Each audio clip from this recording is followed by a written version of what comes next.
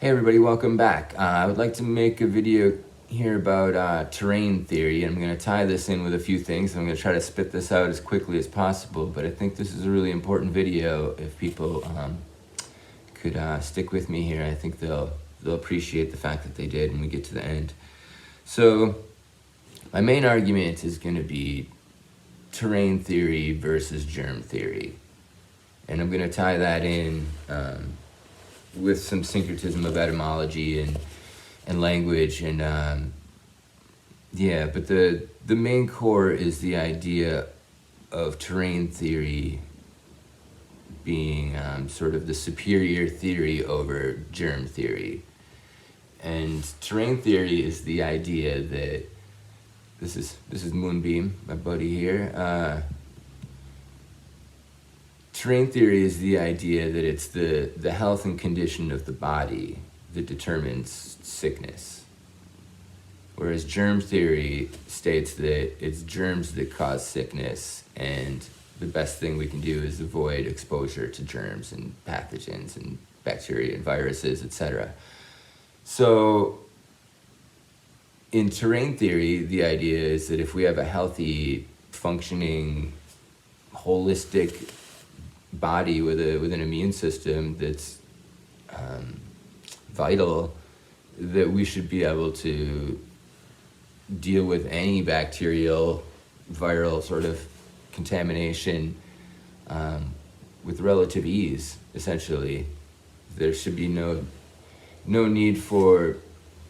So what happens is, the idea of sickness is that some type of pathogen enters the body, and if it can become populated enough, where it has enough of a presence that it becomes a part of the bloodstream in a significant enough quantity for the body to recognize it as a threat, then that kicks in the immune system into fighting that, infection, as it were. And so if the terrain of the body is vital enough, then the populations of any of these pathogens won't get to the level that the body needs to mount an immune response to it. That's the idea of a healthy terrain. Getting sick is a healthy response to an unhealthy terrain. Like the symptoms of getting sick and the whole immune response, that's a healthy response to an unhealthy situation. And we tune out our own responsibility and our own health because science has sort of, allowed us to do that and think that some pill is going to fix everything and that what you're eating is fine. You just keep on eating, and no, you don't have to exercise that much. Exercise is another thing. People always recommend exercise, but the typical Western medicine doctor is very poorly educated when it comes to diet. And humans, modern Western humans, have nothing but sort of, they're incentivized to eat poorly by price, by taste. They put these chemicals they're addictive. It feels like taste, but it's a deeper chemical addiction that a lot of these overly preserved foods have. So the terrain, with etymology, terrain refers to Taurian. Taurus is the fixed earth sign of the zodiac. It's the physical. So the terrain is the physical body. It's the Taurian part of you. It's not the emotional part. It's not the spiritual part. It's the physical you. What lives in you. And so keeping a healthy terrain is the key to health. And I'll get back to the nature of terrain, and I'll mention quickly, in Ayurveda there's a concept, these two words called Prakruti and Vikruti. And Prakruti is the energetic constitution that one is born with, which is defined astrologically. That's the original Prakruti.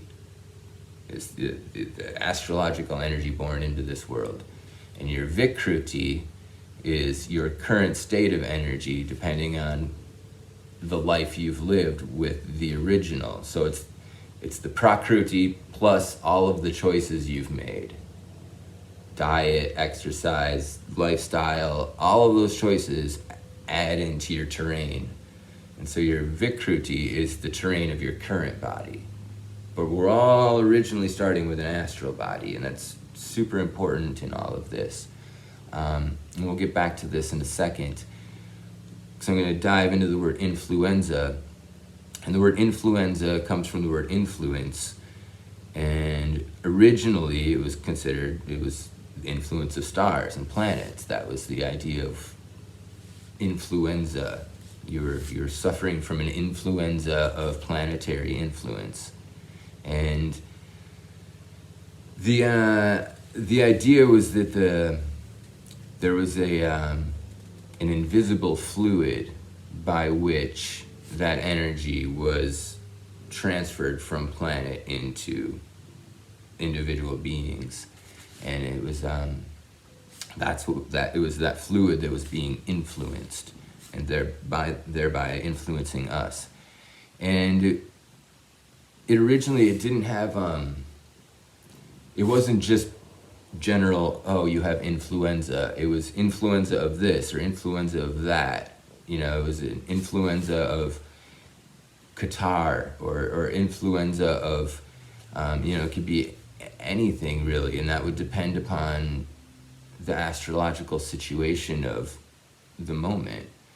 And depending on if sometimes there's a difference. There's the universal thing. It's like, when the sun is in a certain, we're going to get deeper into this, but when the sun's in a certain sign, say Pisces, the whole world is being influenced by a Piscean sun together, all at the same time. Now, if your Mars is in the middle of Pisces, then your Mars, and when the sun gets to the middle of Pisces, is going to be very specifically influenced. But that's going to be you based on your own chart and your own, the way it's relating to everything else in your chart. But that's going to be a specific influence to you, Sun, Mars. But at the same time, the sun is in Pisces, and it's going to be influencing everybody on that level, you too. And so there's a difference between, whether the influence is specific or whether the influence is general. So with the idea that it's breaking down this word influenza, it's got flu in the middle of it. It's what we tend to call it, just the flu. So the flu, and I'm thinking about this in the whole idea of, we'll get into the idea of the word fever, but oftentimes when we get the flu, we build up some type of a fever, and like a chimney, a flue in a chimney is the opening in the chimney where the smoke is allowed to, and the hot air carrying the smoke up and out of the house is allowed to sort of pass through. It's the channel connecting the house and the outside world. It's really just like a portal.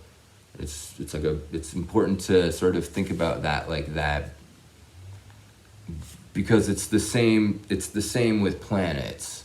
So if we think of our body like a vessel through which, or a portal, we become the portal, the flue for energy to flow through, right? The planets are flowing through us to interact with the physical world, and we become the flue, the portal, the medium through which that happens.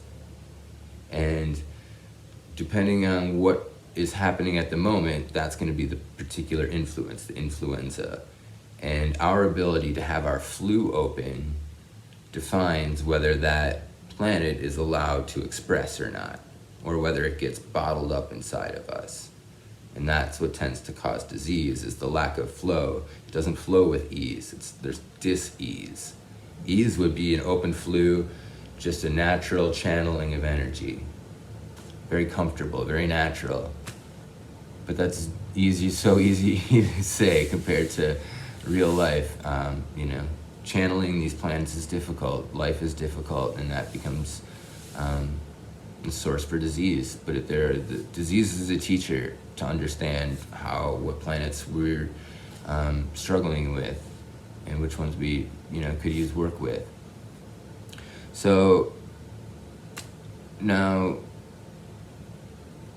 tying into the word fever and March or February and March, which is the season of Pisces. So the word fever is related to February. You can go into Grimm's Law and look up the consonant shift, and you'll see that V's were transferred into B's at a certain point in the transfer and growth of language. And not in all cases, but in many cases, and that was one of them. And it still lives on, and the mechanism by which we create a fever is still called the febrile mechanism. So it still carries the old B from February, febrile. And why it's called that and why it would be related to Pisces in that time of year, I think we're all pretty familiar that that's the time of year when people tend to often get sick. Most frequently is that late winter, early spring, just before spring technically. And so Pisces is a mutable water sign. And so first of all, mutable water is the most influenceable energy. Pisces is the most easy to influence energy because it's so sensitive and so mutable, and it's got this Jupiter, a ruling planet, and Venus exalts there, and Neptune is the modern day sort of ruler going on there, and all of those planets are so just like loving and trusting, and that it's not in them to be so evil, and so they can kind of be naive, and they're just easy to influence because they have such good intentions, and there's such open channels for all possibilities, and that turns out to be good possibilities and bad possibilities, and that's a challenge for Piscean people, is to create barriers and boundaries around their energy, or they can really get swept into other people's manipulations of energy. So that's an aside with Pisces, but the point is, when the sun is in Pisces, we all experience this difficulty to express the solar energy, which is very direct, very confident, the leader. It's not the influenced, it's the influencer. The sun is a direct planet. It never retrogrades, and it doesn't wax or wane. It's very consistent, hot, dry. And when it's in the season of Pisces, it's very difficult for everybody. It's more difficult for everybody than normal to express their solar energy in that time of year, unless maybe your sun sign is in Pisces, and then it's probably much more natural to at that point. But for most people, just the mutable water nature of Pisces makes it really difficult to express. And so what that does is if your portal isn't open, if it's not able to express, it gets bottled up. And that hot, dry planet, first of all, it's for our overall holistic energy, it's very, very important. So if the sun isn't expressing well, then we're much more susceptible to disease, because it's such a key component of our energy that's already stressed and not able to flow with ease. And so the heat of the sun winds up getting built up inside of us. And it's by February, it's been a long winter. The sun is weak all winter, really. You can feel that very directly. It's not very strong on your skin. You can feel that it's not as strong in the winter. And so people have had a whole winter of pathogens to build up in their system. You may have been introduced to any number of bacteria and viruses throughout the year, but as the winter comes and the body gets more stagnant and the diet gets less green and fresh and just a little bit more stagnant in its sort of energy, dry foods and more of that kind of thing, so our terrain becomes more susceptible for germs and bacteria to thrive. especially by the time we get to February and March, when Pisces is just at the same time that the sun's having a difficult time expressing and gets bottled up in us. And now that sun, this is really a fortunate thing. It's built into the model of the universe, and it's brilliant that it works this way, because having the sun difficult to express there forces the sun to be in, and forces that heat in to create a temperature zone. It's why we create a fever, is to create a temperature zone that these bacteria can't exist in. We kill off bacteria by burning them off with a fever. And so in natural medicine, we give people diaphoretics, which opens up the pores and allows the fever and the sweat to go out, so the body cools down and the toxins get to leave the body. And we're opening the flue, we're opening the pores, the portals of the skin, right? We're opening the pores so that the heat can get let out. The pores are tight and constricted, holding all that heat in. And then so that's the idea of, breaking the fever. And that breaking the fever gets tied into, breaking is the process of leaving Pisces and entering Aries. It's the break of day. It's the break of spring, the new year, which is related to cardinal. The word Brahma, the BR, is very much related to the cardinal energy. And so the break of day, and the break of the fever, we're breaking February, we're breaking out of Pisces into, Aries begins in March. And so what happens energetically, if anybody is familiar with Aryan energy, Aries is a hot and dry cardinal fire planet, which the sun gets to thrive in. And Aryan, people have their sun in Aries. If you know them, they rarely have a difficult time expressing their leadership qualities. They're usually very confident people, and they're very direct, and they express that sun in the moment. And they don't suppress it and think about it and dwell on things too long. Obviously not all Aries, there's many complications to that.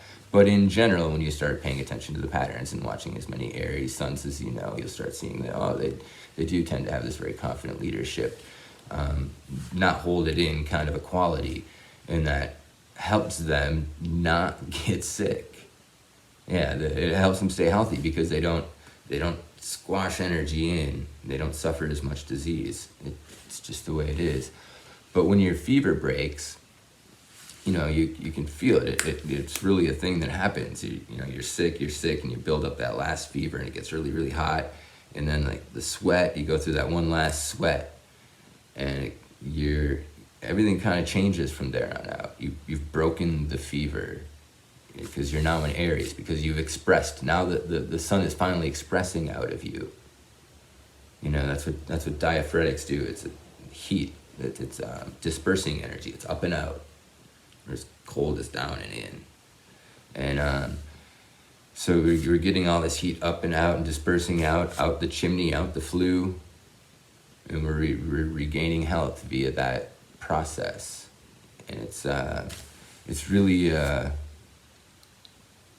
it's chemical, and it's this whole chemical process of information exchange that makes it happen, but it's really a pretty mechanical process of the body, and it's built into the cycle of the year, the way Pisces always happens right before Aries, and that difficult to express sun gets bottled up and creates that fire to be trapped inside of us to help kill off all the pathogens that have built up over the winter, so that we can start this new, and Aries starts, and all the green stuff starts coming up out of the ground again, and that's where we go through a natural cleanse, and then the natural cycle of the year happens then.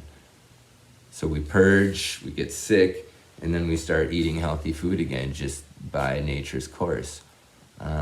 It's a pretty beautiful design captured there.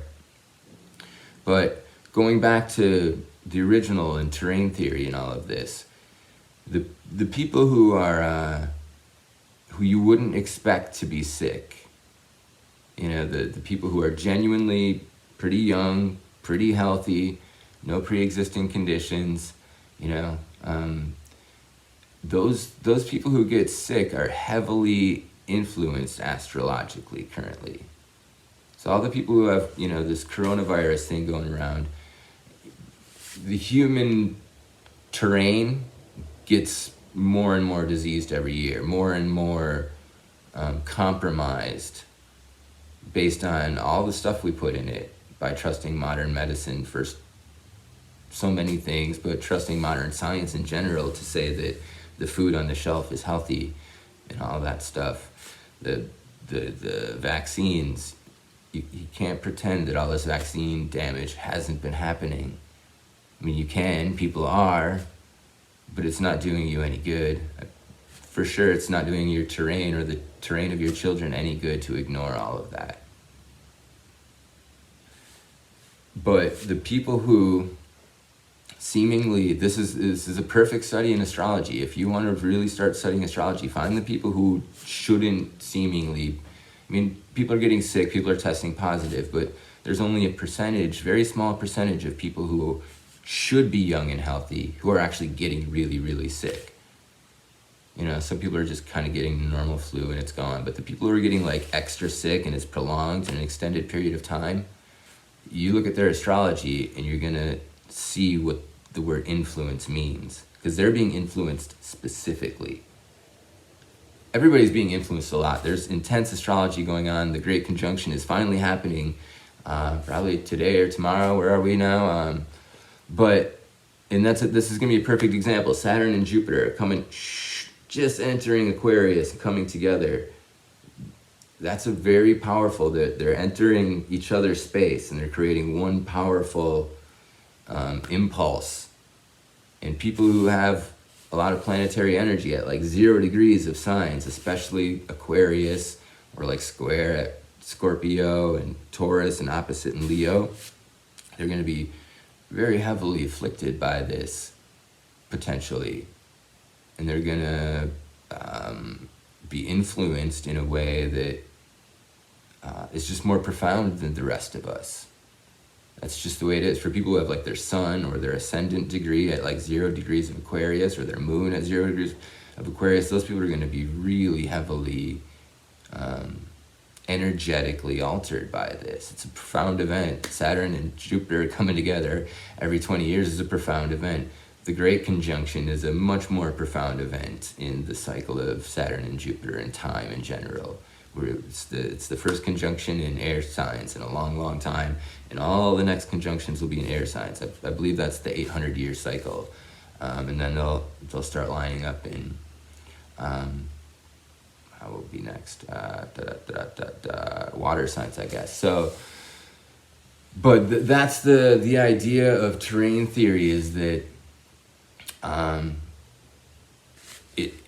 it's based on your astrology first and foremost. At the beginning of everything else, your Taurian, your terrain is based on your astrology, and layered on top of that is every lifestyle, diet decision you've ever made in your life.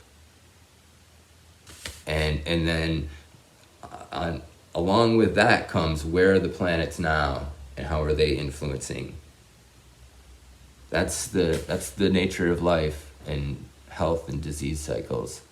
And I wish I could, I wish more people would start like engaging in the process of studying astrology medically and studying astrology at all. People who think they take science seriously, I challenge them to take astrology much more seriously, and they'll start understanding science on a far deeper level and understand that physics and metaphysics are just two sides to the same coin. There's no separation. That's an illusion. Deep down they're one and the same, and to ignore the understanding of one in order to try to solve the problems with the other is not going to work out very well. It hasn't. The proof is in the pudding already. So anyway, thank you guys for watching. I appreciate it, and take care, and hopefully I'll be making some more videos here soon. I've been studying a lot of herbalism and health, and working with an herbalist who's been learning some astrology, and I think we're going to start making a bunch more videos together. So look forward to that, and take care, everybody. Peace.